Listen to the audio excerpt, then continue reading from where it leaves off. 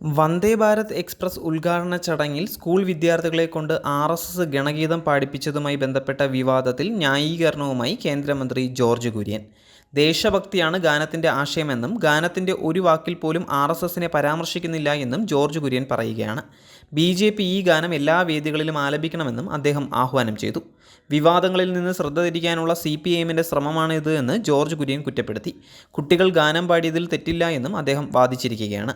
RSS പാടുന്ന വന്ദേമാതരം പാർലമെൻറ്റിൽ പാടുന്നില്ലേ എന്നും കേന്ദ്രമന്ത്രി ചോദിച്ചു.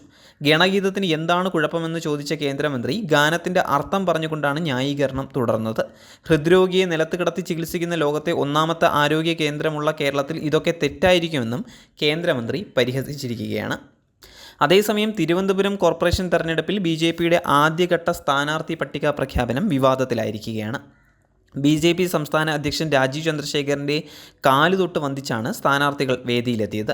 പാളയത്ത് മത്സരിക്കുന്ന മുൻ കായിക താരവും സ്പോർട്സ് കൗൺസിൽ സെക്രട്ടറിയുമായ പത്മിനി തോമസും രാജീവ് ചന്ദ്രശേഖറിൻ്റെ കാലുതൊട്ട് വന്ദിച്ചു. അണികൾക്കിടയിലും വ്യാപക വിമർശനമാണ് ഉയർന്നിരിക്കുന്നത്. പ്രാചീന കാലത്തെ രീതികളും അനാചാരങ്ങളും പുലർത്തുന്നത് BJPയുടെ ശൈലിയാണ്. ഇപ്പോഴും നൂറ്റാണ്ടിൽ നിന്ന് വണ്ടി കിട്ടാതെ ഇത്തരം പ്രവർത്തികൾ കൊട്ടിഘോഷിച്ച് നടക്കുന്ന BJPക്ക് നാട് ഭരിക്കാൻ എന്തു യോഗ്യതയാണ് ഉള്ളത് എന്നുള്ളതാണ് ഉയരുന്ന പ്രധാന ആക്ഷേപം.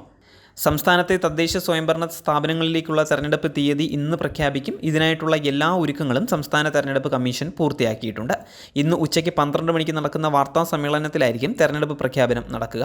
തിരുവനന്തപുരം നഗരസഭയിലെ ഇടത് ദുർഭരണത്തിനെതിരെയുള്ള പോരാട്ടമാണ് UDF നടത്തുന്നത്. ഒരുപടി മുന്നിലായി കോൺഗ്രസ് സ്ഥാനാർത്ഥികളെ അടക്കം പ്രഖ്യാപിച്ചു കഴിഞ്ഞിരിക്കുകയാണ്. നിലവിലെ ഭരണസമിതികളുടെ ചിത്രം പരിശോധിക്കുമ്പോൾ 87 നഗരസഭകളിൽ LDF 44 UDF 41 ഭരണത്തിലാണുള്ളത്. പാലക്കാടും പന്തളത്തും BJP ഭരണമുള്ളത്. 14 ജില്ലാ പഞ്ചായത്തുകളിൽ 11 LDFും എറണാകുളം, വയനാട്, മലപ്പുറം ജില്ലകൾ ഉൾപ്പെടെ 3 UDFുമാണ് ഭരിക്കുന്നത്.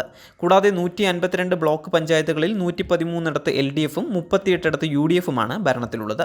941 ഗ്രാമപഞ്ചായത്തുകളിൽ 571 LDFും 351 UDFുമാണ് ഭരിക്കുന്നത്. ഗ്രാമപഞ്ചായത്തുകളിൽ NDA 12 മറ്റുള്ളവർ 7 ഭരണ സാരഥ്യം വഹിക്കുന്നുണ്ട്.